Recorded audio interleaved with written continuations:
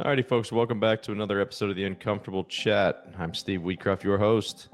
I'm excited for you guys to hear this one today. It's a little different. Don't have too many hockey guys on, but we're joined in the pod this week by Sheldon Souray. Sheldon was a 14-year NHL vet, played for the New Jersey Devils, Montreal Canadiens, Edmonton Oilers, Dallas Stars, Anaheim Ducks at the end. One of the better defensemen of his time, known for being one of the tough guys on the ice. Got into a lot of fights, sustained a lot of injuries. But as I said, he had a 14-year NHL career.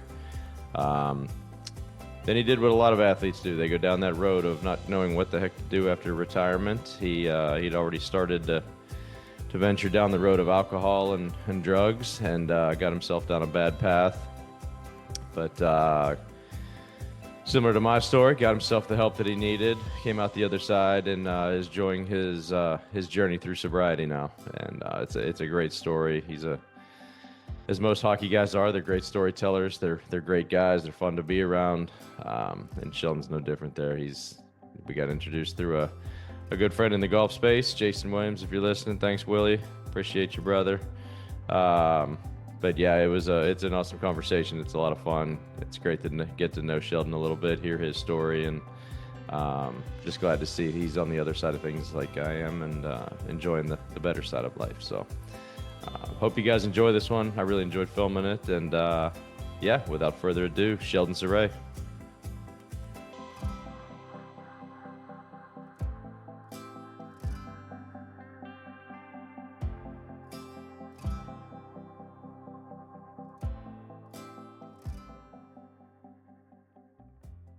I now want to welcome on a very special guest. He's a 14-year veteran of the NHL, known for his heavy-handed slap shot, throwing hands with the best of them, being one of the best defensemen in the game.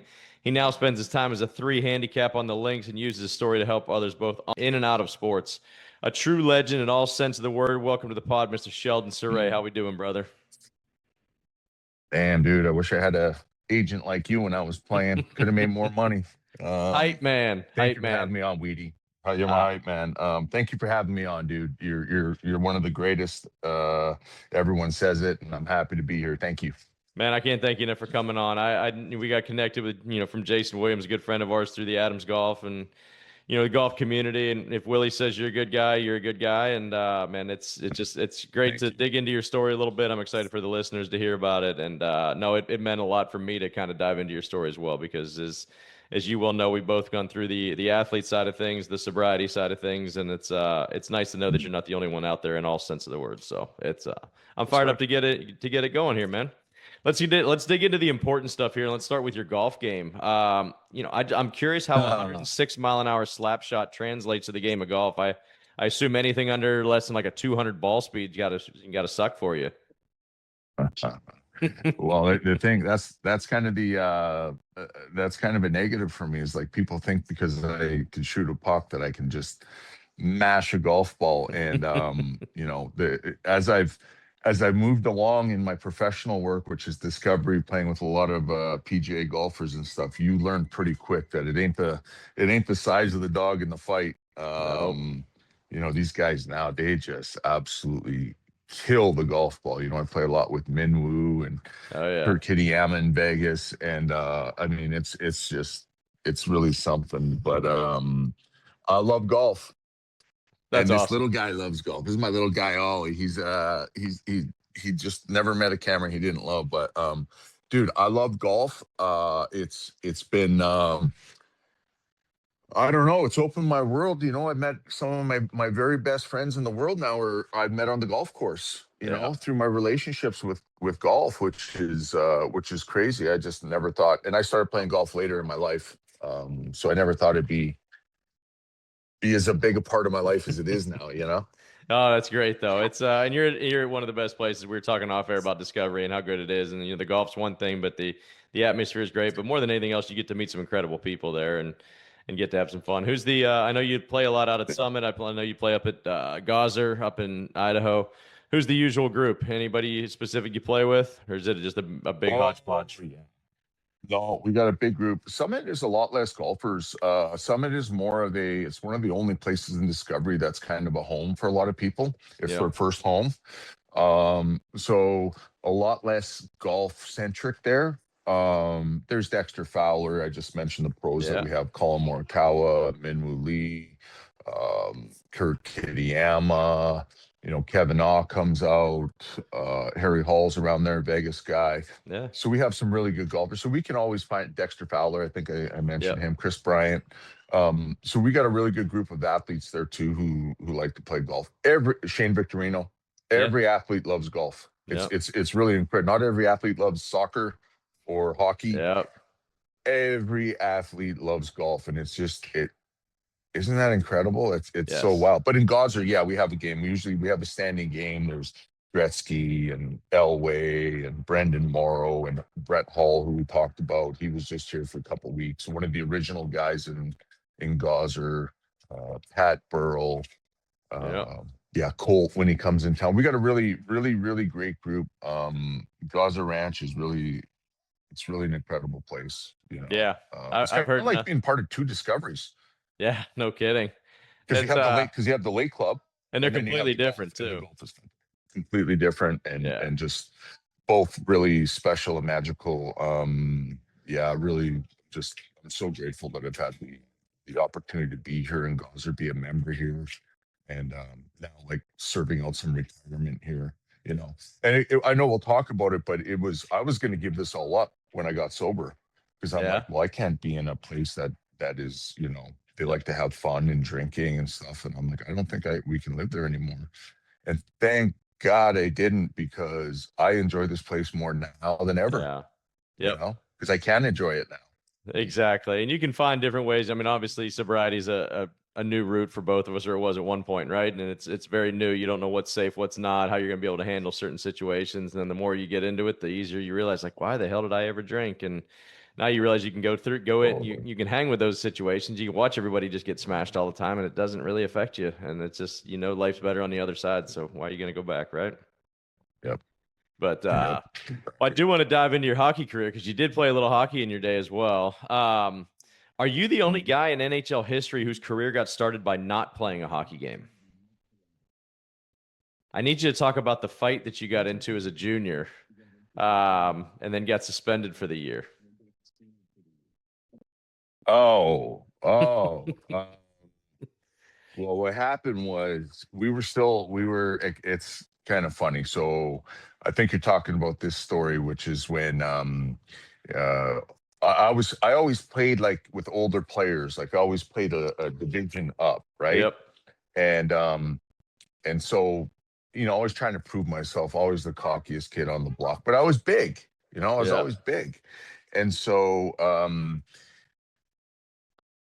we're skating in warm-ups one time, and I'm the youngest kid on the team. This kid crosses the red line in warm-ups, and he does it again, and he kind of looks at me, and I could tell he was a meathead too. And I'm like, okay. And so he came across that red line the third time, and man, it was on. And gave him a licking, and then so they kicked me out of the game. And Before the game for started. whatever reason, they didn't kick before the game started. And so what happened was they kicked me out of the game. And I don't know, I was 14 or 15 years old, but now I'm pissed off. So I go and get undressed in the dressing room. And back then, your dressing rooms were just across the hall from each other. Yep. And so I got really quick undone. I got my tracksuit, and I waited until they came out of their dressing room to go back on the ice to start the game. And I grabbed the kid again in my street clothes, and I gave him another round or two. And so they suspended me from that league for that year. Like, you Yep. got a year suspension. So I ended up going up and playing like with men in another league in BC, which is where I got recognized by a scout. I got Yep. seen by a scout, and that started the whole journey. But being a jackass, worked out that one time. Yeah, it was kind of a wild story when I read that. I was like, I got to read that a second time. Did I read that right? Like, he fought before the game, got suspended, went in, got changed, waited for the team to come out, and then you and another guy that also got suspended took on That's 15 right. guys in full pads, tried to beat the hell out of all of them, and then you get suspended for the year, and then somebody else picks you up and is like, hey, you're perfect for this league. Why don't you come up here and play? Yeah, And then that leads down to yeah. the end That of was the NHL journey. That's wild. gosh, it's funny. You're so right. I haven't told that story in a long time, but that was it. There was because no one else wanted to get kicked out of the game because Yeah. me and this other guy already got kicked out, and they Yep. didn't have anyone kicked out. So we're in our street clothes and we're just throwing hands with guys and equipment. And yeah, it was the good old days. I mean, God, that's back in like 90, 91, Yep. and I was a kid, and the bad thing about that part was then I get put in this other league with these men, and now I have this reputation. Yeah. So now I come in this is just this young pimply faced kid, and I got these men with full beards and mohawks, and I'm like, oh my God, I gotta.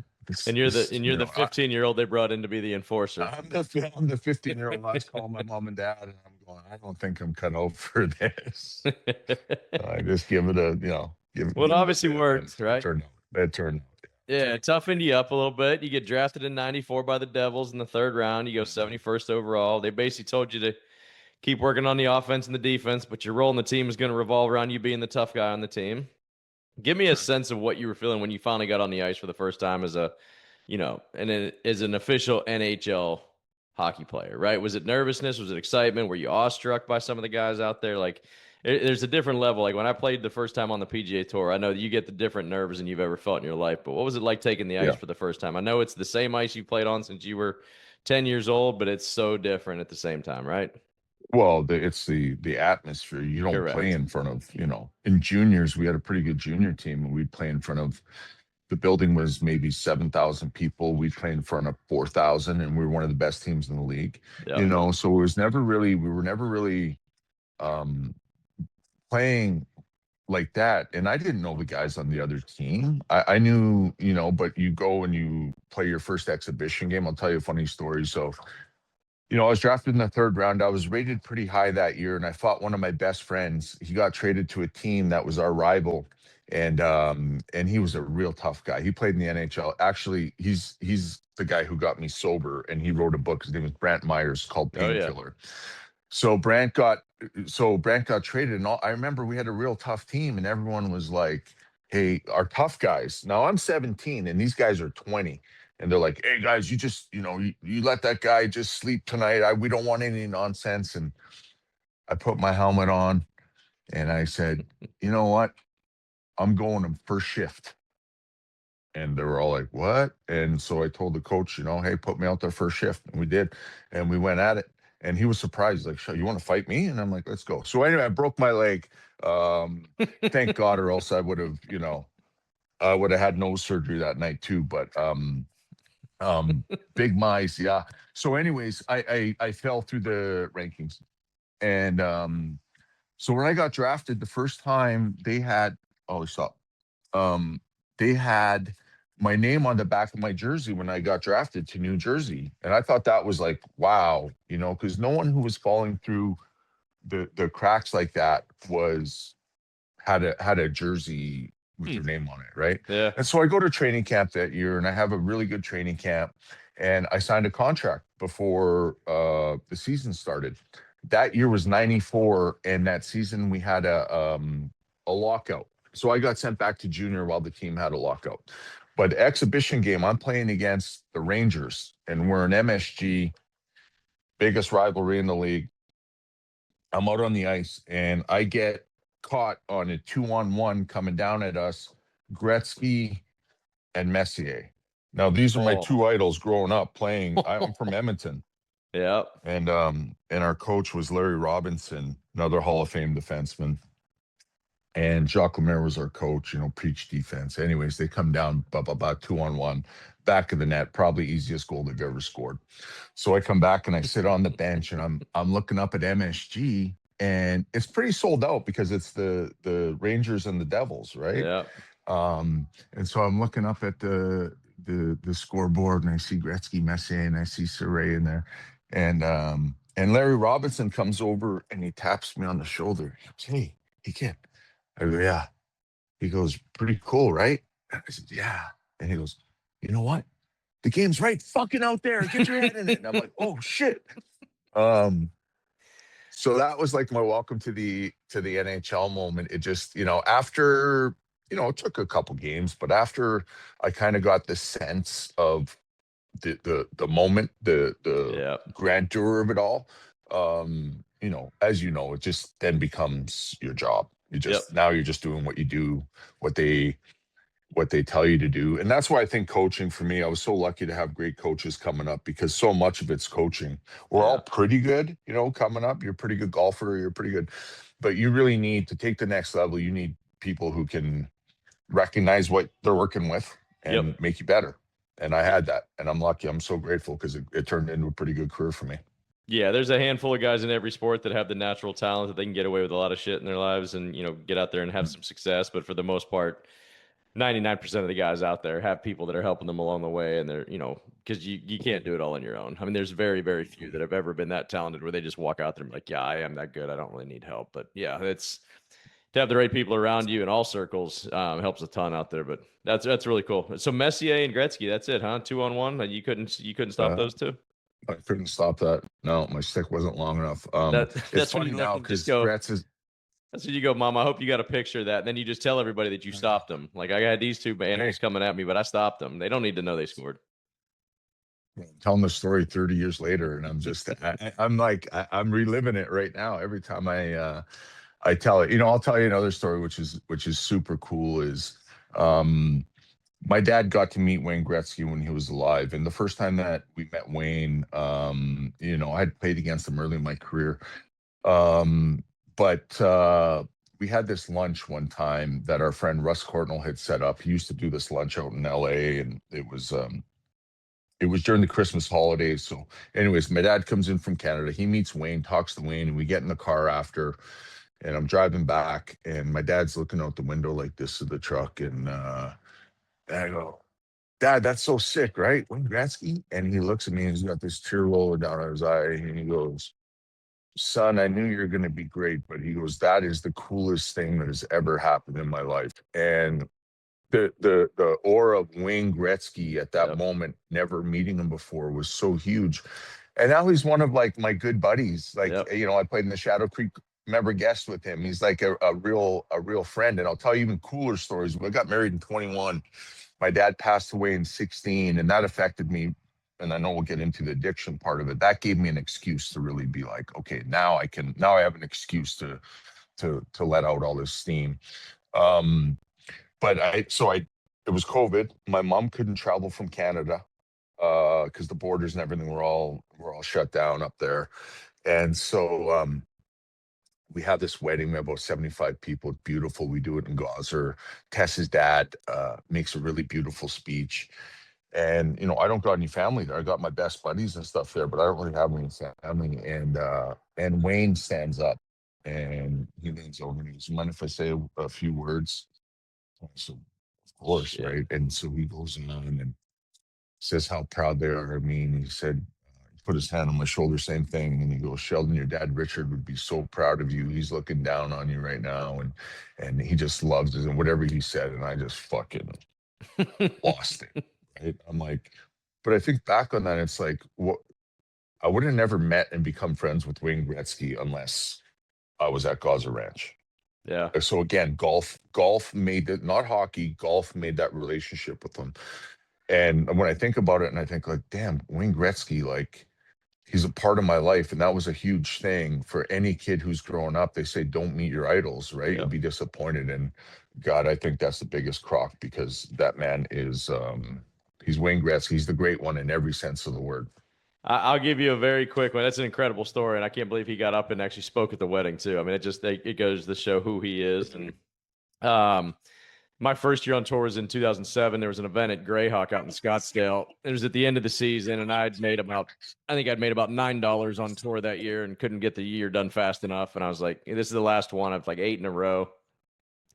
And I shoot like 77 in the first round. So I'm like, just get me out of here. My agent calls me and he goes, hey, we got Gretzky's box tonight. He was coaching the Coyotes at the time. He's like, do you want to go down and watch the game? I was like, hell yes, I want to go. Like, I don't care about tomorrow's round. I'm going home anyway. I'm going to miss the cut. Let's go have some fun. So we go and we sit in Gretz's box, and he's got seats right down front row in the ice, center ice, and I'd never been sat down there before in my life. And of course, I went down with another guy named Steve Marino, who used to play on tour, but Marino and I were the guys that put our beer on the back of the boards, not knowing any better, and just got them just sprayed all over us. First time they hit, whatever. We have a blast during the game. So they're like, come on, we're going to get down to the locker room afterwards. Cause my agent and Gretz's agent were the same. Right. So they're like, come on down. We're going to see. And excuse me, the Coyotes ended up gassing one at the end. They lose the game at the end. So they're kind of pissed off. And they're like, look, we're not going to be able to get in the locker room, but we're going to hang out here. So a bunch of the coaches come out and they start talking to us. And I remember Ulf Samuelsson was there, and Ulf was like one of the biggest human beings I ever met in my life. And then all of a sudden, Wayne Gretzky comes walking out, and I don't get starstruck too often. And I mean, it's the great one, like you said. It's goddamn Wayne Gretzky standing here right beside me, and there's about 8 of us huddled up, and I'm just taking it all in. I shake hands, but we're just standing around talking. We're talking about the game. We're talking about the golf that day. We're talking about it, whatever. And all of a sudden, it got silent for about 5 seconds, and Wayne kind of slaps me on the shoulder, and he goes, "You guys want to go grab a drink somewhere?" And I looked around like, "Are you shitting me right now? Wayne Gretzky wants to grab a drink?" Yeah.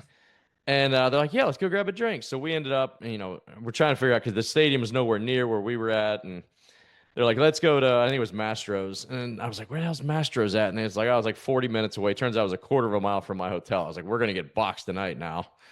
And so sure enough, we go in, and the bar is basically shut down because it's, 10, 11 o'clock at night. There's nobody there except for us. And just when we all walked into the bar, it just so happened Wayne and I sat on the corner by, looking at each other basically. And we sat there for 2 hours, and we probably drank a full bottle of Grey Goose between the two of us. And we talked about anything in the world but golf and hockey. And it was one of the best conversations I'd ever had. And I sat there and talked to Wayne Gretzky for 2 freaking hours about, some of his teammates and some of the issues they got into with women on the road, and like just random stories, but it was so much fun. But he didn't have to do that, man. He didn't have to sit there and talk to some lowlife on the PGA Tour. And he was like, we were long lost friends, right? We just sat there and talked like two human beings. He was great. He's the only guy who doesn't know he's the great one. Yeah. Right. He's such an incredible human being. And let me tell you something, that man has a memory like an elephant. Like, he met my mom one time, here, this is a few years ago, well, probably 10 years ago now. And we're getting off the boat. We went for dinner, and getting off the boat, and he holds the door open for my mom. And my mom comes home, and she's like, man, no one's going to believe me when I go home to Edmonton. I'm from actually a small native community outside of Edmonton. So she's going to go tell her friends in Fishing Lake, Alberta, that Wayne Gretzky held this door open for her. And she was like, she couldn't believe it. And I said, yeah, that's pretty cool. And she came in the next summer, and, hi, Lillian, how you doing? Well, first it was Mrs. Souray. Yeah. And then she said, oh, come on, Mrs. Souray.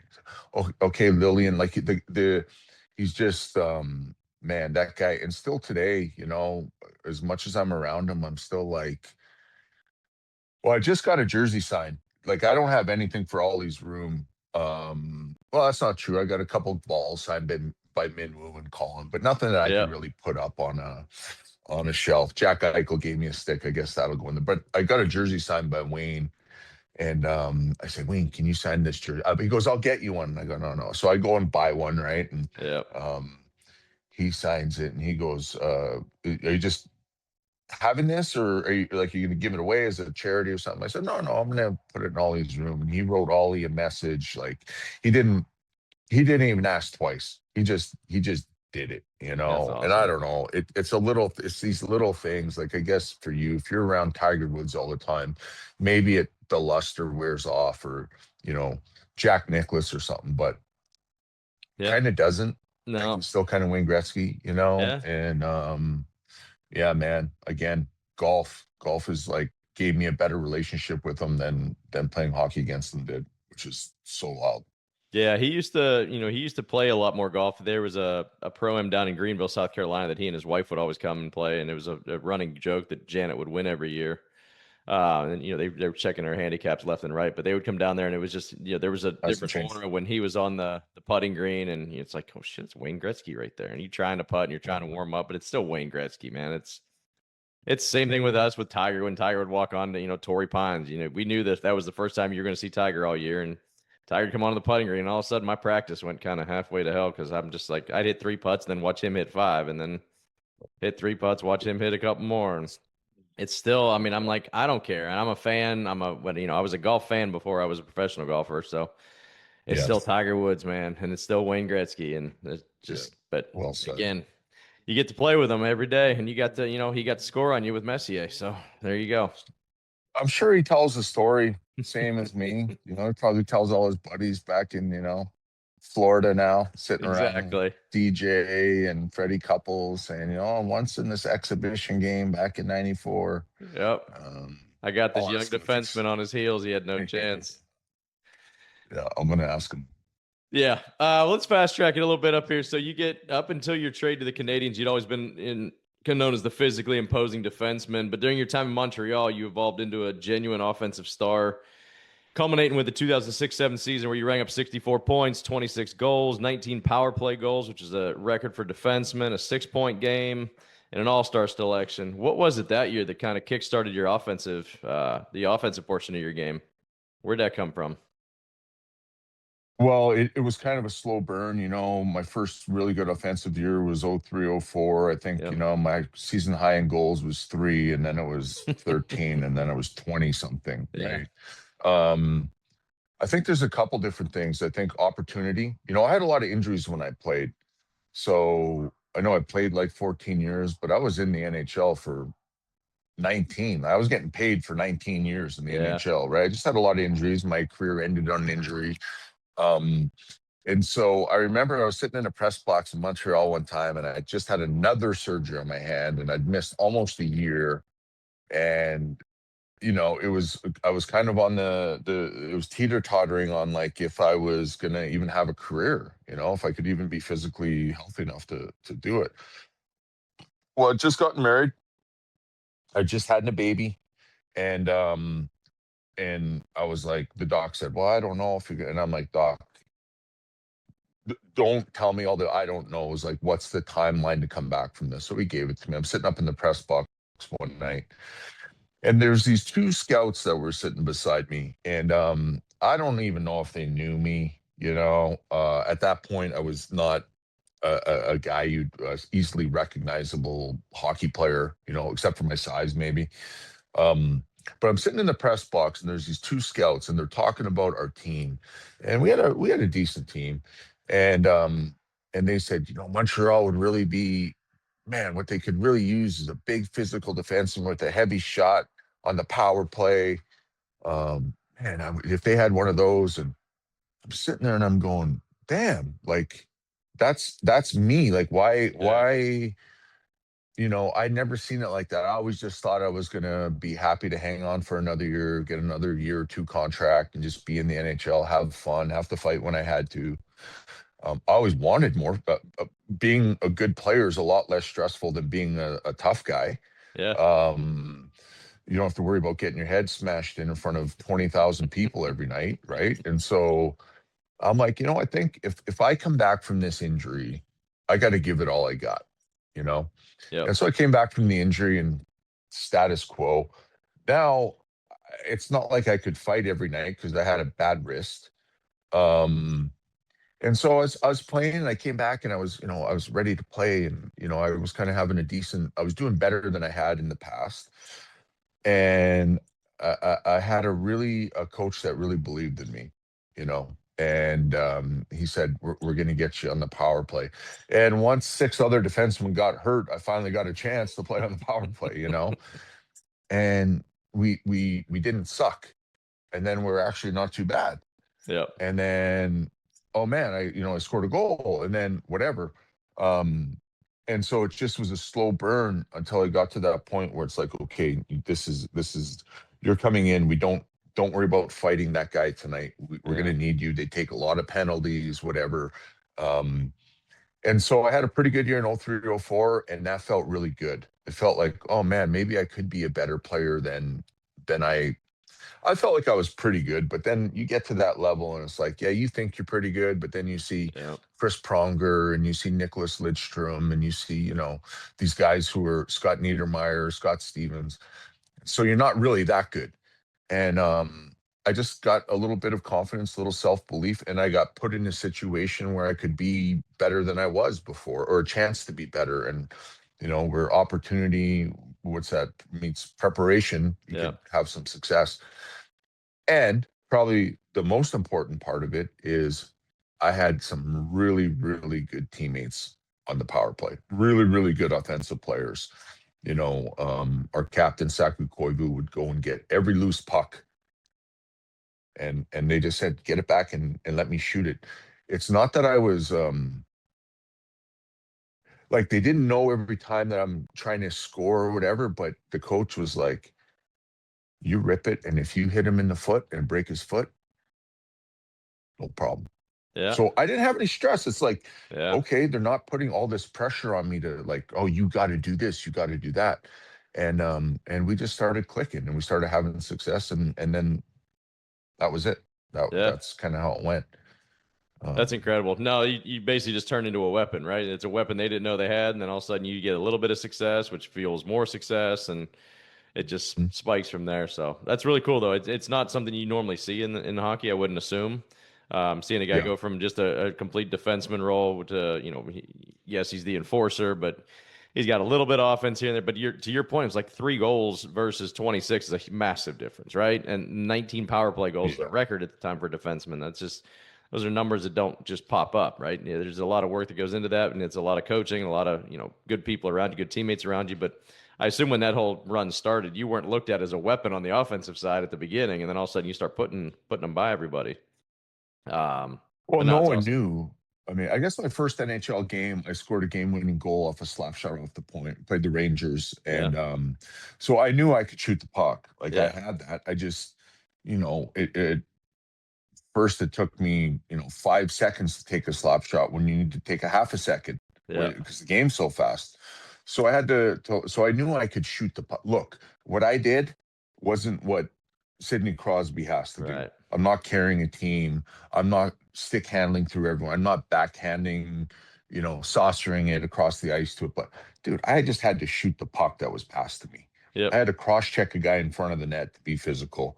I'd have to drop the gloves protecting one of my teammates, which I love doing. Like if it was my teammates, I didn't like to go out and just fight for the theater. Like that wasn't what I like to do. yep, There was always a purpose. I think I tried to have a purpose. Um, but look, what I did it's not rocket science what I did, the job I did. So I was happy to do it. And gave me it allowed me to have a pretty good career. yeah, And again, it comes down to opportunity and preparation. Because I wasn't the hardest worker. Like I don't know about you, Steve, but I wasn't when I came up. I wasn't the hardest worker in the room. I just wasn't. yep, I had some God-given ability. I was bigger than people, so I could impose my will on some situations, yep, which gave me a little more room. And that's another thing that happened in NHL is like people knew I was tough, right? yeah, I didn't fight a lot, but they knew there's a switch in there that I could go. And so playing tough for those first 2, 3, 4 years enabled me to get a little more room yeah, to instead of needing to get that shot off immediately because they're on me, maybe I get an extra half a second or a second, which is really, really important. yeah. And so like I said, it was all just a gradual burn that just happened to work out. Yeah. Well, you did all this in maybe the most intensely scrutinized hockey market in the world. I've heard playing in Montreal described as like playing for the Yankees in New York City. Yeah. What does it do Yeah. to someone who grew up kind of unnoticed in a small town when an entire city suddenly treats you like a rock star? Well, I think I was always taught from a young age to be humble. I grew up with I didn't have any brothers, but I had 5 uncles that were like my older brothers. Always teasing me, always harassing me, always making sure I had the right size head. I never ever felt like I was necessarily better than anyone. I loved playing in Montreal because I hated them growing up. Yeah. But when I put that jersey on, I always pictured myself in a Oilers jersey, which is why I ended up signing in Edmonton, which is a whole nother story. But when I got traded to Montreal and I put the jersey on for the first time, granted, I got traded, flew overnight, played Boston the next night in a Canadians jersey, and I just remember the dressing room before that. when I put the jersey on. I'm like, oh my God, this is like, it's heavy.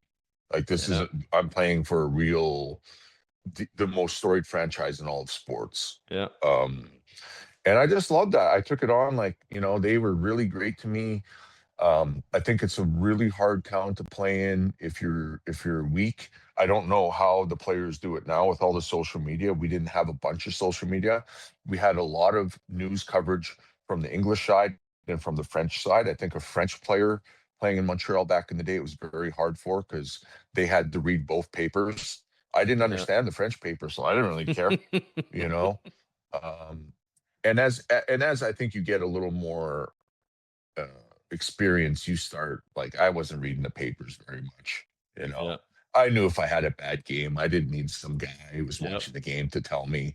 I knew where I knew if I had a good game that the next game again I could get punched in the face and be out for 4 weeks and look like a real, Yep. um, idiot. And so it's just it's kind of I wish this is what I wish more than anything, Weedy.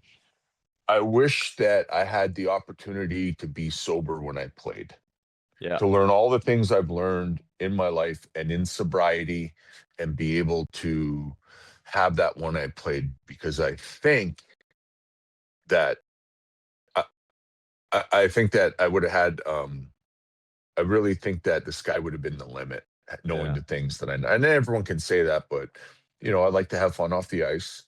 Um and and all that. But I think it was just kind of a one day at a time thing back then, even for me. Yep. I just didn't know it. But had I had some awareness to it, I really think that, that would have helped. But here nor there, I love playing there.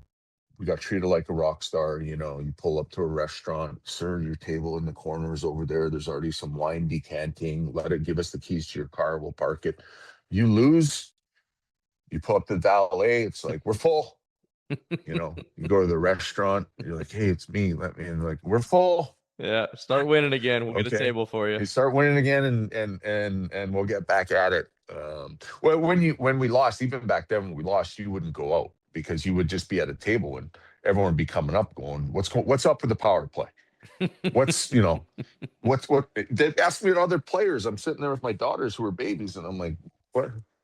Yeah. I don't know. We're gonna work on the power play tomorrow. I'm just trying to eat here with my Yeah. family. Um, um, but I'm so grateful I had the opportunity to play in that kind of place. It shows you what you're made of. I was gonna say It makes you or breaks you. you found the biggest and the best in the world. I mean, starting there, and then you get your next big contract was obviously with Edmonton and the team you grew up pulling for. Now, granted, the experience at Edmonton didn't go nearly as planned. One part of that I found insanely interesting was when you get signed by Edmonton, you go over there, you're injured going into it, and your coach and you're the front office look at you like they don't know you're injured. Yeah, How is that possible? I I mean, know. in today's world, you have to pass all these physicals, you do all this stuff. But I mean, I remember I listened to one of the podcasts that you were on, and they start talking about like, hey, we need you to get off to a fast start, yada yada yada, and you're like, I'm Yep. hurt, like I'm not even going to start the season. Like, what do you guys didn't know this? How is that Yep. possible in today's age? Well, it's big. So Montreal knew I was hurt because I got Yeah. injured there at the end of the season. Montreal offered me the biggest contract going into free agency. Um, so people think I went for the money. I had two offers that were bigger than the money that I ended up getting in free agency. Hmm.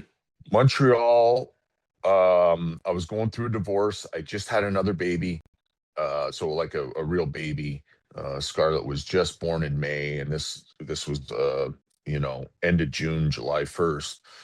And so at that time, it wasn't going to work for my ex-wife that I was going to have kids on the other side of the world. They lived in LA, and it Okay. wasn't going to work for her that I still was playing in Montreal and I had these kids. Yep. It was difficult, and I kind of understood it. I did want to be closer to them. The other contract I got was in Washington, which was another big deal, but it didn't solve the problem how far away we were.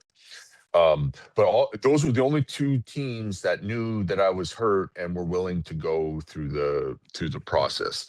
Um, I got offers. I got 4 more offers, but they wanted me to come in and pass a physical, and I wouldn't pass a physical. So it would have been, I wouldn't have signed there, right? Yeah. And so when I signed in free agency, it took me, I think I signed about 11 days in, and I was one of the big free agent pieces. And people thought that, oh, these teams don't want me and this and that. And part of it was kind of true because I just wouldn't have passed the physical. Well, Edmonton comes in, and all of a sudden it was like, whoa, Edmonton. I didn't really have them on my radar. I didn't really want to play in Canada again, but Edmonton was literally the only place that I would have played. Yeah. Happens, come in. Hey, you guys know that I'm fully transparent. We had the shoulder injury. Yeah, no problem. We'll rehab you. Da, da, da, da, da. Great. So I signed there. No problems. My first day when training camp opened, I'm sitting in. So I had surgery at the end of the season. I wasn't going to be able to play till about mid-November. So we're talking about like mid-September, early September. I'm sitting in the training room with 6 other veterans that I just met. And the coach comes in and he says, "Oh, just the guy I was talking about." And I'm sitting there having a coffee. So back then, all the guys with experience, all the veteran guys got to have the first physicals, the first times. Okay. So 6 most senior players were those guys. This guy was talking about it, and I said, I just joking, right? Hey, all good things, I hope. He said, no, not at all. He goes, what's this? He goes, you're hurt, when are you going to be able to play? And so I'm like, well, Kenny knows I'm hurt. I'm sitting on the training table, right? So that was my first introduction to Edmonton. And I actually ended up really liking that coach. He just didn't know. Yeah. Right. And so now I'm fucking pissed off. And now I just came in on this big ticket, and I'm like, okay, fuck it. We'll get out there. I'll be ready for the start of the season, October. Crazy. Everyone told me not to do it. Don't be stupid. Don't be stupid. I'm like, no, these guys, I want to show I care because they gave me all this money. I'm going to show I care. Yeah. And anyways, complete disaster. 7 games in, another shoulder surgery, and my experience in Edmonton was just so brutal because I could never catch up to being healthy enough to do. And I had 2 really good years there. Yeah. It just was brutal with trying to catch up and trying to get over that resentment. And then when I left Edmonton, when I was injured, and I thought I was faking an injury in the hospital, and they want to cut off my hand. It was just a real awful experience. And it's really a shame because I really liked the people of Edmonton. I was proud to be an Oiler. And I think people get it mixed up that, because I said I wanted to trade after the team accuses me of faking an injury. Yeah. They took it personal because I'm one of their own. And I hated that. I hated that the way that all ended. But, I learned a few things too. I learned that it's a business. At the end of the day, teams are as loyal as they are to themselves, and as players, we have to look out for ourselves a little bit more. Take care of ourselves. I think it's a real shitty thing that you'd ask the player, Weedy, can you go? Are you good enough to play tonight? Yeah. No hockey players ever said, no, I'm good. I just need to sit this one. Coach. Right. My knees sore. And so you learn some things, and I learned some things there. But, looking back on everything in my career, I am really proud that I got to wear an Oilers jersey because it was something that my family had always dreamed about, seeing me in an Oilers jersey. So it was worth it. It was worth it. It's a shame the way it all went down. I mean, the injury, for the listeners that don't know, you get into a fight, you break your wrist, you go in, you get surgery on it. The pins are popping out, and, you push them back in, it gets infected. You go into the hospital because, something's wrong. You start getting sick. And then they're basically saying like, hey, we might have to amputate your hand. We're trying to keep this infection from spreading through your body. This could kill you. Like, we're trying to make sure you stay alive here. And then the team comes back with, yeah, we think you're faking because you don't want to play for the team. It's like the communication at the organization was horrendous, and it's just it's a bad card or a bad hand you got dealt there, and a terrible way to go out, obviously. But hey, it is what it is, right? There's nothing you can do. And I am curious, as a guy that spent my career bouncing back and forth between the PGA Tour and the Korn Ferry Tour, when you did get sent down to Hershey. How was that? Because it was, I know that every year I had to go back down to the Corn Ferry Tour. It was like eating humble pie. And it's like, okay, I just got to Yeah, suck it up. I just got to deal with this. It's going to suck. I don't want to be here. I always laugh because these young kids that get their first Corn Ferry Tour card and they're so fired up to get out there and they're so excited to get out there. It's one thing. But if I'm going from the PGA Tour going back down to that level, it's like, that's right. no, I'm going to take a 94% pay cut, go to a bunch of cities that I'm not crazy about going to after being pampered out That's here. right. It's like, no, I'm not going to be That's excited right. about that. So, how did you handle that? That's right. And how was that on your psyche? So the year before, I played in the All-Star game, Yeah. right? Yeah. So when I got sent down, it was I knew it was complete BS. It was a power move from the organization. So it was a Yeah. little easier for me to tell myself, like, I'm not getting sent down because of the way I played. It has nothing to do with that. We're now I'm in a pissing contest with the organization. Um, I don't really have any leverage. They had to pay me full boat. As a matter of fact, they had to pay me even extra. They had to pay for all my stuff. So I made a lot of money that year that I wouldn't have made in the NHL, when you pay into escrow and all these different things. So I don't know. I probably made an extra $1 million. I Yeah. thought, right, that I was going down there. I didn't get, it's not like if I play really good, I can work my way back up. It wasn't really one of those. So I was like, okay, I'm going to go down there. And you know what I'm going to be to exactly what you just said? I said, I'm going to be a good teammate Yep. because these guys are trying to make the NHL. Now they see a guy on a big ticket come down here making, $6 million and they're making 35 grand. I said, I'm going to take care of these guys. I'm going to be a good teammate. I'll ride the bus. I'll do it. I'm not going to miss practices. I'm going to be a professional. Yeah. And I went down in after 3 games, but I got challenged to a fight 12 times. And finally, the third game towards the end, this guy who was just a complete meathead ran around hitting all our players. And I said, our other guy was jumping out for a shift and I put him back on the bench and I go, that's enough of this. And so, I beat the snot out of this kid and I break my hand again. Yeah. Of course I'm going to, and so the next day the organization calls me, Weedy, and they're like, oh man, we're sorry to hear. And I go, fuck you guys. You knew exactly what was going to happen down here. Yep. And now I'm sitting here. I got another 10 weeks now down here because I got a broken hand. And it was just again a nightmare season down there because I was hurt. I hurt my knee. It's just it was a whole.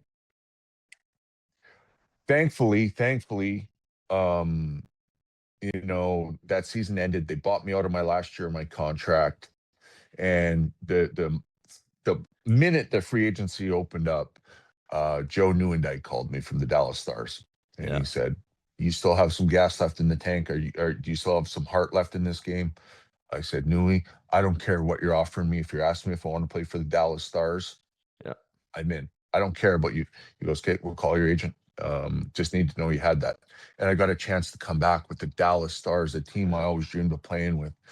And I got to meet, Willie and just New start. Fresh it start was everywhere. just a chance for me to, yeah, it was a chance for me just to be like, I still have some, I can still play. And I had a really good year in Dallas. Yeah. And I got another 3-year contract from Anaheim after that 1 year. Yep. And so it was validation for me. It was validation, and a deep appreciation for the things you take for granted in the For sure. in the PGA Tour, Yep. which is the way they treat you, the nice meals, the cars, the Oh yeah. organization. You wear nicer stuff, the sponsor, this a whole bottle of wine, Everything. right? Everything. And so I had more of appreciation coming back after that experience for sure. For sure. No, it's great. I mean, it's nice to be able to leave the Edmonton situation, go have a couple good years somewhere else, just start over fresh, with new coaches, new fans, new everything, and just kind of get away from a toxic situation and start over. So I was glad you're able to do that. Obviously, with injuries and everything else, retirement got kind of forced upon you a little bit. And as I know from an athlete side, retirement can shock the shit out of everybody because you wake up one morning and go, now what? What do I do now? I'm used to having a schedule, used to having a routine, used to having some kind of purpose for getting out of bed. How was retirement for you? Because I know you were one of those guys that wasn't afraid to go out and have a few pops with the boys to get after the nightlife a little bit. So there's a seed planted in there with some good times and enjoying some some drinks and some extracurriculars. But how was retirement for you? Did you embrace it coming? Were you ready to retire? Or were you kind of fighting it and still hanging on a little bit? No, I was ready to retire. My body I was 38 years old. My body had been through a lot with all the injuries. I had my kids were getting a little older. Started missing some school stuff, some other stuff. Life started taking more of a priority than, being at the rink and being told I had to be in, at 11 o'clock at night in Chicago before a game. Yeah. It just started. I was ready. Um, Now I was prepared to play out my contract. But at that point, I had already had a lot of injuries, and I had been taking, painkillers for my injuries, and I had been taking a Toradol shot probably the last 6 years of my career, every game. Yeah. And so I was already, and I didn't even know it, I was already on the train of like opiates, Yeah. and then all of a sudden one day they said, you're going to have this surgery. Look, do you want to keep rehabbing and maybe have a chance to play? Maybe. Or, we do this surgery and your career's over. I'm like, well, I tried to rehab actually for a little bit. I'm like, this ain't going nowhere. So when I decided to have the surgery, buddy, and this is absolutely not one word of an exaggeration, I go in, I have a surgery. I never talk to anybody from the organization again. Really? Not a 2 days later, not a week later. Hey, how you doing? Thanks, man. You don't have to come into the team activities. Nothing like that. Just Wow. just had the surgery. I'm done. So I was probably a little resentful at that. Yep. But at that point, like I said, I go on an injury. I have an excuse. I'm getting prescriptions, and fuck, away we went. The drinking became, in my case, the drinking started to become a little less. I grew up, my dad was an alcoholic. He died 21 years sober. A lot of people that I grew up around were alcoholics. Some people in my family were alcoholics. I lost a uncle to alcoholism. Um, and so I never really liked the way some people looked on alcohol. When you're drunk, it kind of gets, you're drunk, right? Yeah. And so I started getting a little less into the booze, and opiates really started to become the main character in my life. And yeah, man, what I thought was like, oh, I can't wait for retirement. I'm gonna do all these things. I'm gonna travel, da da da da. Ended up me being in my house coat for 3 days around the house, just completely wired on opiates. Yep. Yeah. It's different for everybody again, and I just think you know, to your point, you were already started down that train, and it usually doesn't get better. And so I try to tell people all the time, like if you start a little bit, or if you're drinking a little bit, and then something like that happens, it's not going to get better. If you're drinking a little bit too much and you're playing good golf and you're justifying it, imagine when the bad golf comes. Like the drinking doesn't get better, right? It's going to get a lot worse. And I want to touch on one part of that that you said that your dad was, an alcoholic for years. Your uncles that were around were alcoholics for years. One of my favorite stories that I heard about you was that, when you were getting ready to get drafted, your dad kind of pulled you aside and said, "Hey, look, if you're going to play in the NHL, you don't need your drunk dad walking around. I've officially had my last drink." And he just stopped. Um, that was incredible for me because, when I hit my rock bottom and I was going through this thing and people started to my secret was getting out and everybody kept saying the same thing. He's like, they'd look at me like, "What are you doing, man? You got a beautiful wife. You got beautiful kids. Like, I need you to look at your kids and like, how can you keep drinking?" And I kept drinking and I just felt like a low life piece of shit. And I couldn't get past it. So like, I give your dad all the credit in the world, because it's not that easy of a decision. Right. And I guess what I wanted to ask you was, years later, you kind of had to make a similar decision or, your own version of that decision. Did you understand your dad differently once you were the one that needed help? My goodness, of course. Yeah. There's a couple things, right? My dad had tried to quit many times Yeah. growing up, many times. My parents were divorced. My mom, I was too wild of a kid to live with my mom, so I lived with my dad. My dad wasn't like put his cigarettes out on my arm type of drunk. He was like, he'd go missing for 3 days type of drunk. And I'd be 11 years old, you know, fending for myself for a few days. And I just thought it was kind of normal back then because my dad was a great guy. he was the life of the party. Everyone loved him. And Yep. so I didn't see it as like it was, look, it wasn't cool, I didn't think, but I was, it wasn't like my dad's this awful guy. Um, and so he'd gone away.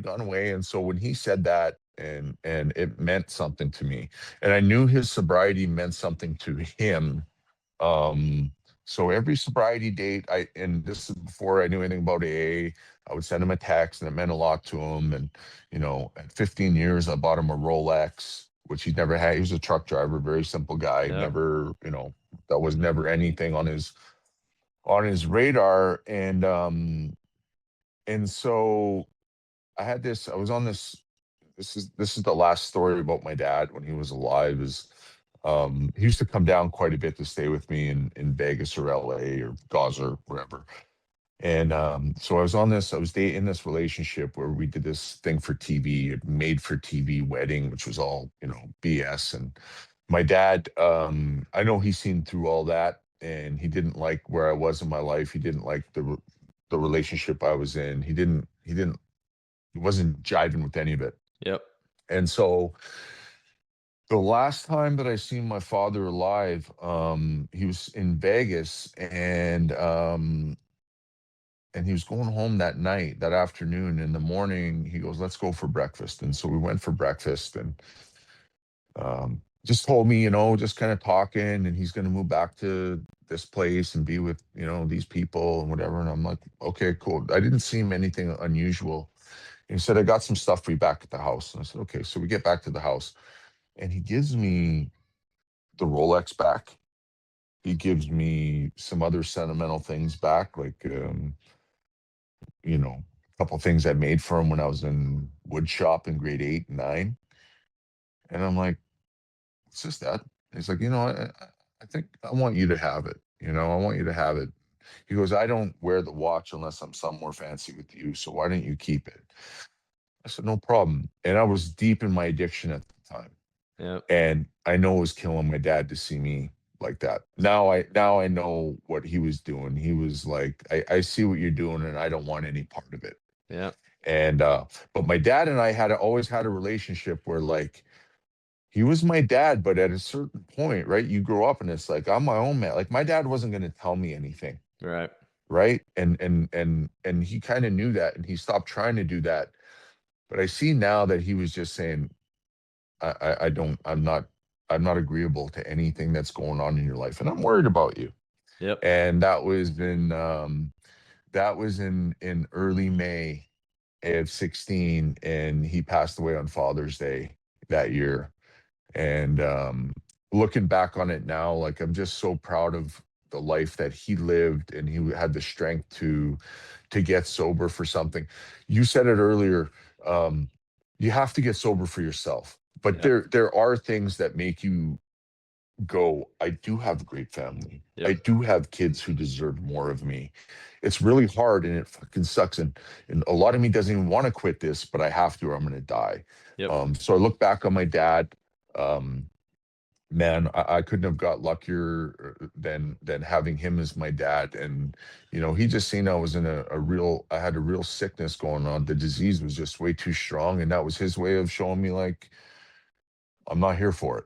And but on that Father's Day, I'll say this: I don't want it to be a sad story, because it's a great story. My dad was an awesome It is. dad, and I got to talk to him on that Father's Day in the morning. And, "Hey, Dad, happy Father's Day. I love you, buddy, and I love you too, son." And all that. And then I get a call later that day. So my it's not like I didn't, Yep. like, I had a chance to tell my dad, "Dude, I love you, man, and you're my father, and this is an important day for you.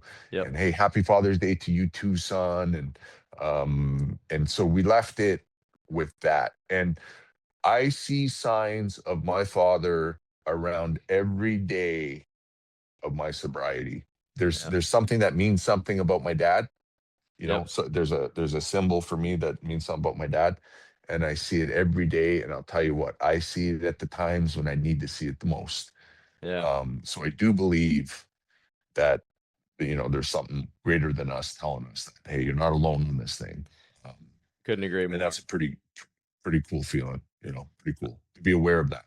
I couldn't agree more. There's signs left and right, and it's, when you're in the midst of your drinking, your drugging, you don't see them like you're supposed to see them, right? You see them, but then you just play them off like, nah, it's just a weird coincidence, right? And then when you look back afterwards, it's like, holy hell, I was getting sign after sign after sign that I'm going down this road.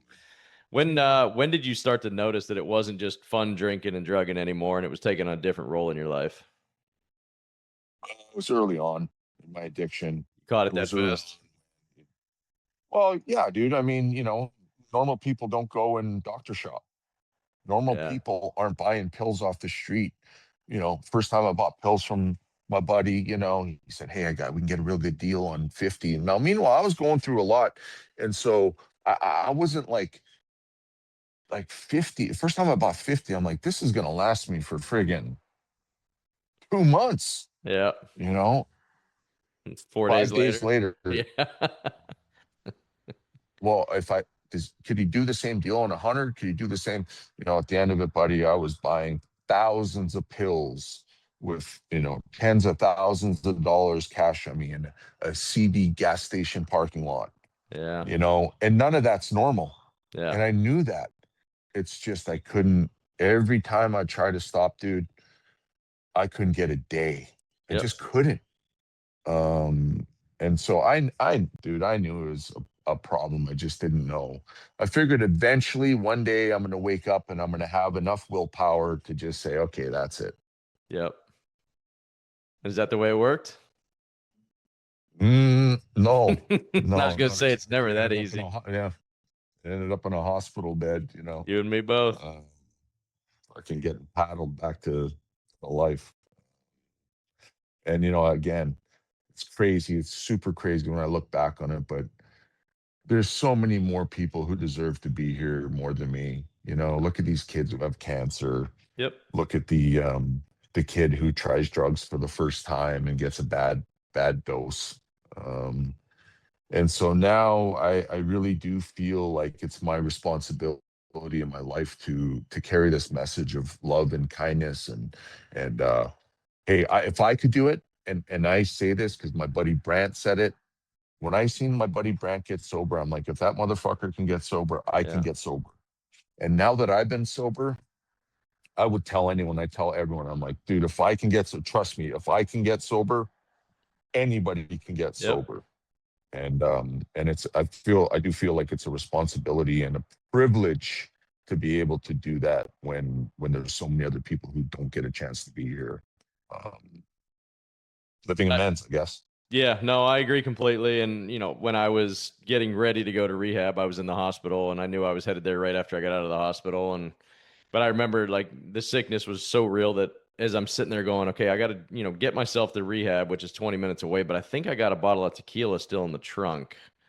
Uh, just heaven forbid you get one last one, right? But yeah, to your point, it's like once you get on the other side of it, it's like, yeah, you do need to help others. You do need to try to help people from going down that road. And it's Yep. just, I made it Yep. 2 months when I got out to make sure I was doing it all right. And then after that, I had this like guilty feeling like I knew some secret that I needed to tell other people. And that's where, the work I started doing with the foundation now, the Mulligan Foundation started from. And it's the same thing. It's that service model, right? And I don't do it because I'm getting rich doing it. Hell, it's the exact opposite. I'm going dirt poor running The a other way. nonprofit helping other people, right? But I don't care. Yeah. It's the work that Yeah. drives me. It's the work that gets me out of bed, and I feel good helping other people. I feel good helping people save their lives, right? From going down the road of alcohol and because I can tell them like, look, I've seen the movie. I know how this ends. Like it's like watching Titanic and think the boat's going to stay up at the end. It's not. The fucking boat sinks every day, every damn time.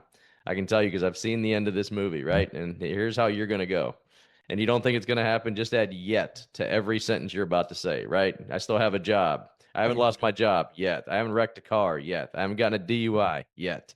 It's coming. I promise you. Keep going down this. Right. Mhm. Wife's still around. Yeah, not for long. So one part I do want Yeah. to touch on real quick is that you hadn't played in the NHL in almost 4 years, and yet when you called the NHL looking for help, they came running to help you any way they could and got you into treatment immediately. I love that, and I think that more leagues need to catch on to that because from what I've been experiencing, what I've been learning from other leagues don't do that. PGA Tour isn't going to do that. That's for damn sure. The NFL is getting a little bit better, but the fact that the NHL and I think Brett, they helped your buddy Brett as well. But like the fact that you can call the league and go, I need help, and they're like, yeah, we got you. let's go. Let's get you sent somewhere. Let's get you, the treatment you need. I don't know if it was that smoothly, but a couple of the pods I'd heard from you guys, it was the fact that you could even call the NHL and just go, I need help. And they were there for you because you were part of that alumni, you're part of that family. It's pretty damn cool. That saved my life. I still call Dr. Dan every sobriety birthday, and I say, dude, they didn't do it once, they did it twice, Weedy. So my first rehab I went to, I needed to get the heat off. Yeah. So I went, and after 21 days, I called the doctor. I said, I'm out of here. I got life back home. My wife's there, my kids are there. Oh yeah. Or my girlfriend. I got it. It's just life will not go on without me if I'm not around there. Like, well, it's a 30-day thing. I go, see you. I'm out tomorrow. I got it. I got it. I got it. I got it. Yep. I got it. Don't worry. I got it. And friggin', 8 months later, I'm in real trouble, Doc. Okay, we're going to send you back. But this time you're not going to the one where you get your phone all day. Yeah. You're not going to the one where you're watching TV and watching golf on TV. Yep. We're going to send you to one that we recommend. Yep. And that was hard, but they helped me. And bro, even that didn't keep me sober. That's not my sobriety date. My second rehab is not my sobriety date. Now that never got that bad again. Yeah. It would have if I hadn't called out and got caught, Yep.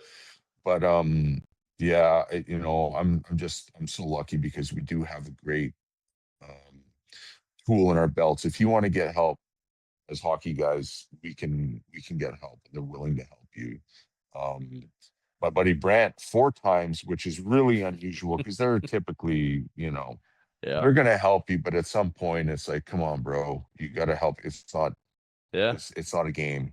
Like, Didn't you tell me he was the first one that was ever going to get reinstated, being, after four slap on the wrist from, and they went out and got, hopped up on coke or something the night before his meeting or whatever it was? Coke and booze.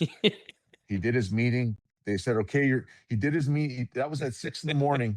At 8 a.m, he had a meeting. They reinstated him because he hit it well enough. And, he was out of the league a month later. He just, obviously, right? But that's incredible.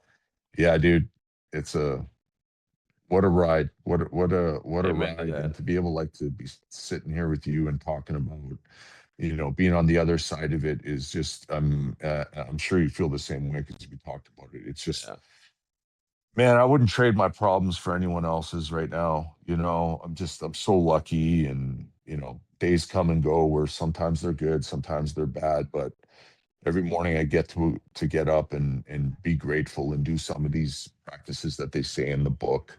Yep. What do they say? There's one of my buddies says it the best. He's like, come in and try it. If you don't like it, we'll refund your misery. I love that. And yep. And it seems to work. It does. It seems to work. So no, it's incredible, man. I'm proud of you. I'm proud of the journey, and it's good to have you on the other side of this thing. And it's just, God, thank you, buddy. God put us through the tough times for a reason, to be able to help others. And, you gave us a platform with hockey and golf to go, all right, we're going to give you a little extra fame. You're going to make your words mean a little bit more. We're also going to send you through some tough times, and now it's your job to kind of use that platform to help others. So it's pretty cool, man. I want to take a minute to thank our first ever sponsor at the Uncomfortable Chat, and that's Slipstream IT, a company redefining IT for life sciences. At Slipstream, they partner with a purpose and believe in the power of technology in the life sciences to enable people to live healthier, more fulfilling lives. You can learn more about Slipstream at slipstream-it.com. And now back to Sheldon Souray. So I know your time's valuable. I got 6-pack of questions coming, and then I'm going to let you go. There's 6 quick ones. Number 1, do you realize now that when you make a purchase in Canada that they charge taxes on top of the sales price?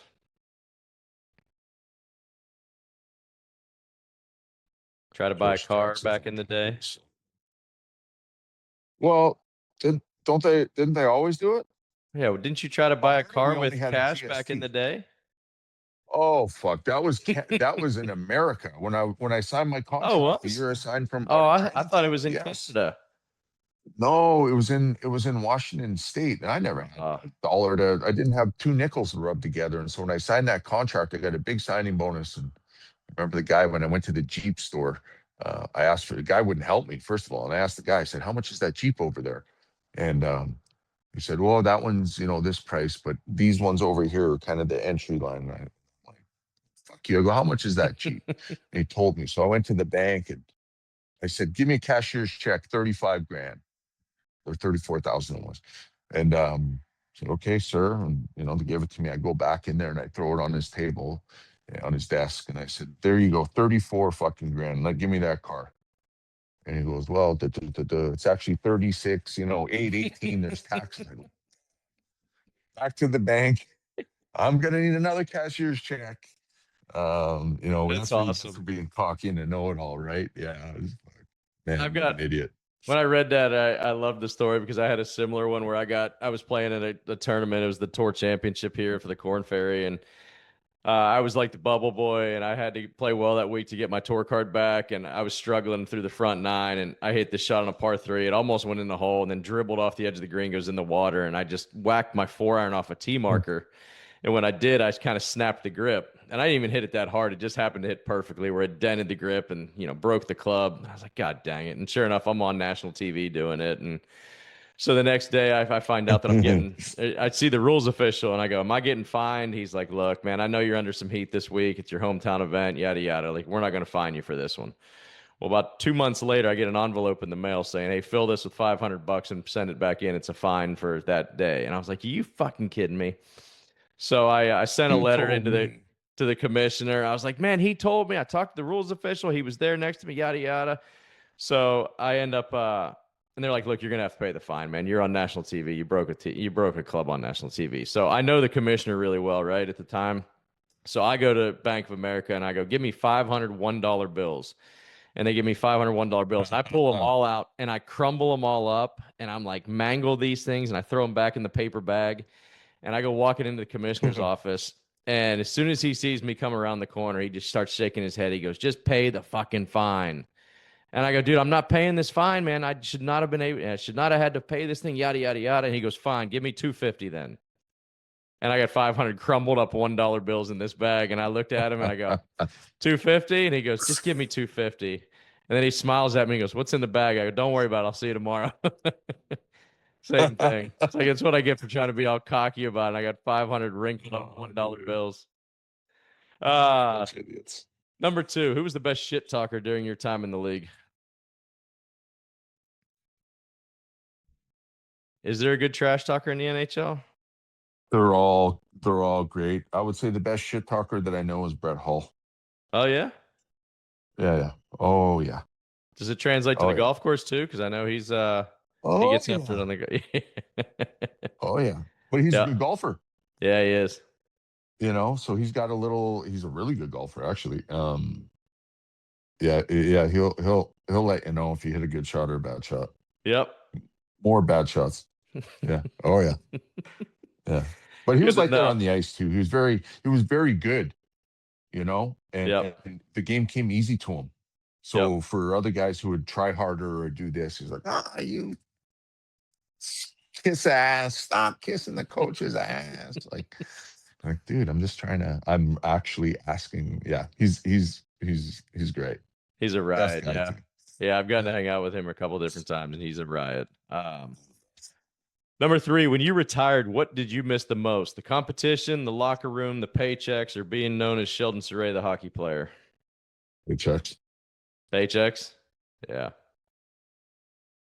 It's just easy, isn't it? Yeah. It's nice getting those every week. And People always ask me, "You miss hockey ever?" Yes, I do. 2 days a month, first and the 15th. guaranteed checks must have been nice, man. All I know is we get asked all the time on the PGA Tour, do you ever check, when the deposit would hit? Because it's like you miss the cut, you don't make anything, right? You spend $5,000 to go do your job. But if you had a decent week and you made $200,000 or something on that Sunday, we checked Tuesday. I kept refreshing the Bank of America app on Tuesday or Wednesday, whatever the direct deposit was. I just wanted to see that thing come through. Yeah, well, we only got 13 a year. You only get paid for the first day of the season to the last day of the season. And that's fine. So There are you get 13 big 13 ones. big ones. Yeah. Yeah. So I miss that. Look, I miss, again, going back to to being here at Gauzer and being in this discovery life, it's like a big locker room all the time. Oh, So yeah. I have all the friends I need. I have a life in recovery. I have a life on the golf course. I have a life at home. Yep. I got all the happiness I need. So I don't miss it. But look, money, when you retire at 38 or 39, 40, I think it would have been 40 when I retired. So I got paid up until that point. And then it stops, literally stops. Yep. It's a culture shock in a lot of ways. Oh, yeah. Thankfully I made enough money to get me through that transition time. Yep. Yeah, it's that's scary as hell. And you get done, or at least I got done, and I didn't get rich playing the PGA Tour by any means. Like I tell everybody, I didn't make any, my best friends out there. I didn't get filthy rich playing out there. I made a little bit of money while I was playing out there, but I got experiences like I never would have gotten in my life, right? But That's when right. I got done, I had a little bit of money left over in the old checking account, and then just when I went through that transition period, it just keeps going down, down, down, Yep. down. And you're watching that going, holy hell, like I got to find a way to put something back in there. You're used to having some kind of a revenue stream coming, right? But hey, it is what it is. By the way, all those guys you met along the way in your 15 years or whatever, Weedy, that were like, yeah, man, you're such a great guy. When you're done, we should do something. Those guys, where are Yep. they now? Yeah, they gone. I heard you mention that in the podcast as well, and I was literally like, I found myself shaking my head in the car going, yep, 100%. There are so many people that lived on that, and I even wrote that. I wrote a book, and in the book I wrote that. It's like, man, it's like when your fame stop bringing something to their lives, they just disappear, and you don't hear from them anymore again. It's like, man, but when you're playing on the PGA Tour, they're texting you once a week, they're calling you, hey, you in town? Let's go do this, let's go do that. And then when it's like, hey, I'm gonna retire this week. Let's go to Pine Valley. Yeah. Go to Pine Valley. Yeah. And it's like I'm still the same human being. I haven't heard from you in 3 years. What happened there? No, it's fame. It's the curse of fame a little bit, But again, you do get, while it's good, it's good. But the other part of that is that you learn who the good relationships are, and those relationships only get stronger and better once you learn that stuff, right? I'm sure the friends that you have now are probably the best friends you've ever had in your life, right? I don't need any more either. And they're the best relationships. So yeah. The best. Well, Sheldon Souray is a great hockey name, but I'm not sure it can stand up to the Hammer or Studley Wonderbomb. You're a good-looking dude, so I'll let our listeners figure out their own conclusions on the Hammer. But do you care to explain Studley Wonderbomb, and is it still used today? Buddy, that was I think it was a announcer in Dallas. His name is Daryl Ray. He was known for all these, coming up with these wild terms. And he'd named me, I think he'd named me that maybe when I was playing in Edmonton or something. So when I got traded to Dallas, it became a thing, and they were making T-shirts, and it was it was a thing. Yeah, those two words have never come out of my mouth. I assure you that. Studley Wonderbomb. I'm like, man, as far as nicknames go, it's not exactly flowing off the tongue. I don't want that one. No, the Hammer is all day. I mean, the Hammer can go 100 different ways and just keep people guessing, but the Hammer is a good one. Exactly. Number 5, the person who hit you the hardest and the hardest you've ever hit somebody. The hardest I've ever gotten hit with a punch is a gentleman named Jim McKenzie, who's a beauty of a human being. He hit me in the side of my helmet, and I couldn't put my helmet on for 2 days. That's through my helmet. And I would say the hardest I hit somebody is probably someone that, knocked out. Yep. Just standard fight. Just standard fights. I mean, I've hit guys too, maybe the hardest I've hit guys too is when they don't go down. Yeah. Yeah, hard to say. It's kind of a side. I know the ones that I've gotten hit hard. The ones that I've hit, I don't really know. As long as I didn't lose a fight, then I did okay. But there's ones that I felt that Jim McKenzie, I'm telling. Well, what happened? Let me set that up with a quick 30-second thing. He asked me to fight. I said no. I go back to the bench. The guy who nicknamed me the Hammer, his name was Lyle Odeline. I come back to the bench. I'm going to fight that guy. He goes, okay. I go, lefty or righty? He goes, righty. It's okay. Next shift, I go out and I cross check him. Let's go. He's like, okay. He peppered me with about 6 lefts before I even. So I come back and I obviously got tuned up pretty good. And I come back and I go, Odie, I thought you said he was a right. He goes, well, I had a 50% chance of being right. You're wrong. Yep. 6 lefts say otherwise. Uh, That's awesome. Great story.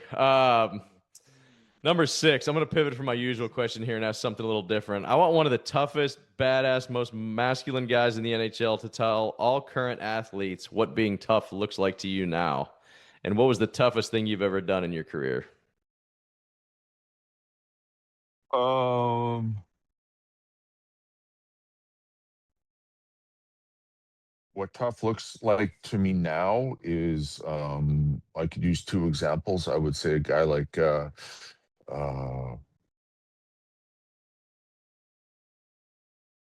2 guys I'm thinking. One is my buddy Brent, who changed his life around completely. They created a dream job for him in LA with the Kings. Sober, kids, single dad, uh, kind, thoughtful, generous. That's what tough look. I think of George Peros, who never had any substance abuse issues, but Princeton graduate, um, beauty of a human being, one of the toughest guys to ever play. Um, Same thing, absolute gentleman. He's in charge of player safety now. Wonderful family, kids. That's what tough looks like to me now. Tough looks like to me, they're different. George is like an example of just a stud human being, where Brant, his story comes with, you know, with a lot of dents and dings in the armor. Yep. And still standing. So, but that's what tough looked like. I like people now. I really have a lot of admiration for people who have whose life hasn't been linear, who've been challenged with something in their life and have come out the other side being better for it and being a better human being to humanity for it. To me, those are the people that I love now. That I'm like, man, I got a lot of respect for that, because, as you know, or else everyone would do it. Looking inside and making a change is the hardest thing you're ever going to do in your life. You're going to relearn, especially for us, buddy, at 40 years old. Oh, yeah.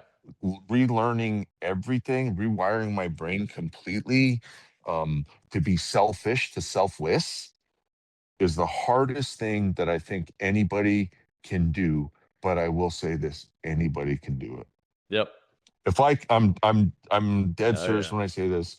If I can do this, if I can get sober, anybody can get sober if they want to get sober. And that's there's a lot of power in that. I wish more people understood that and don't have to live like they do.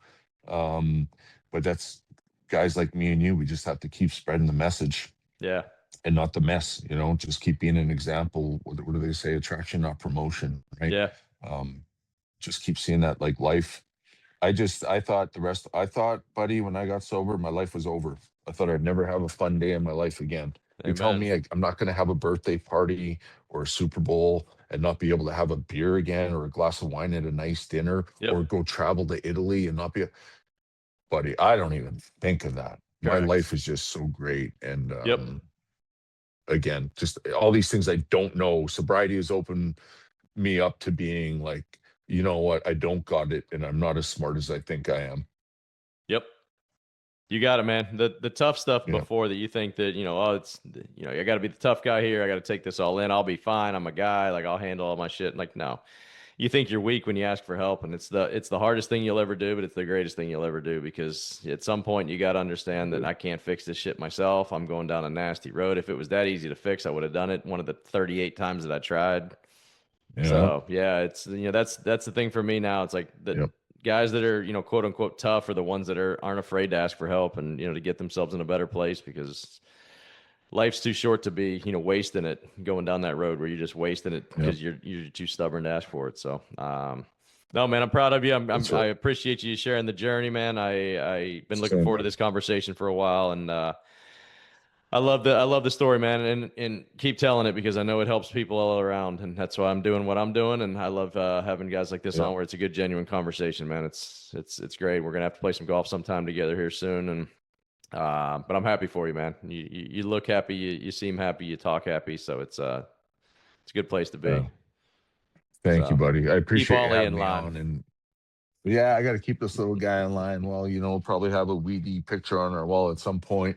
But no, thank you for having me on. I know this is it's cool. You don't think it's important sometimes what you do, just a microphone and talking to people. But someone might listen to this and go, man, there's a couple knuckleheads that got it and can talk about it and not Yep. be ashamed of anything. Yep. Because I was ashamed for a long, even when I first got sober, I was still ashamed. Like, how did it get there? So I'm really thank you for letting me, talk to you and be honest, and thank you for being honest. And man, we'll be in touch. We got a nice friendship now, and I really appreciate that. So keep spreading the good word. That's awesome, man. Thanks so much, and thanks for coming on. You got it, my brother. All I'll right, talk be to you. good, man. Thank you.